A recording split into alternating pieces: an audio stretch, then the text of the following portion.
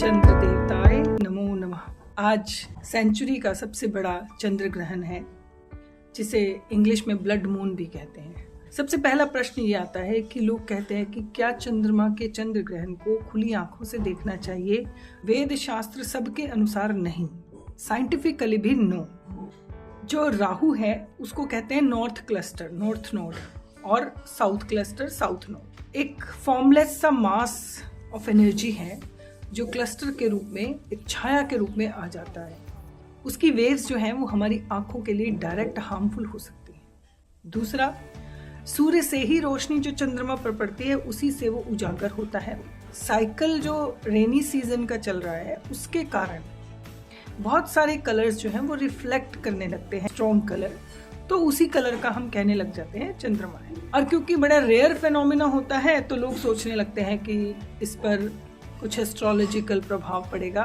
No doubt, अगर आप अच्छे कर्म करते हो तो आप पर अच्छा इफेक्ट पड़ता है, अगर आपने कुछ बुरे कर्म किए हैं तो उसका भी आपको फल मिलता है।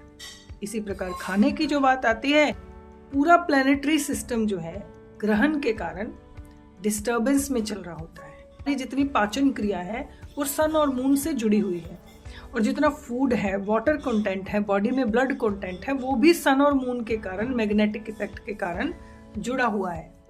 और क्योंकि राहु में नॉर्थ नोड क्लस्टर है तो ये बहुत इफेक्ट करता है मैग्नेटिकली ब्लड को। तो इसलिए खाने के लिए जब प्रॉपर 2.5 घंटे के लिए छाया मून पर आती है और फिर मुक्त होता है, उस बीच में खाने के लिए बिल्कुल निषेध है। और कारण ये था पहले तो क्योंकि लोग खुले में रहते थे, छतों पर सोते थे, बड़े बड़े आंगन थे। अब तो हम इतना कॉम्पैक्ट रहते हैं कुछ लोग कि जहाँ कहीं सूर्य और चंद्रमा की किरण पहुँच तक नहीं पाती, फिर भी उनके किरणों का कुछ ना कुछ इफेक्ट अवश्य होता है। जैसे आप कहीं भी रहो, आप अगर वहाँ पर कोई पंखा, कूलर, एसी नहीं यूज़ कर रहे तो भी कितने भी अंदर जाकर रहो, सूर्य की गर्मी का इफेक्ट होता है, बाहर के स्नोफॉल का इफेक्ट होता ही है। ऐसे ही चंद्रमा, शनि और बृहस्पति, मंगल, इन सब की किरणों का इफेक्ट हमारे जीवन में होता ही है।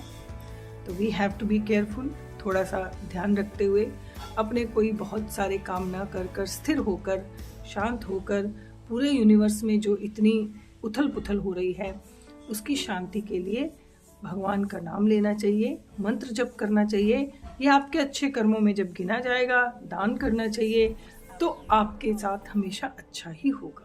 हरि ओम।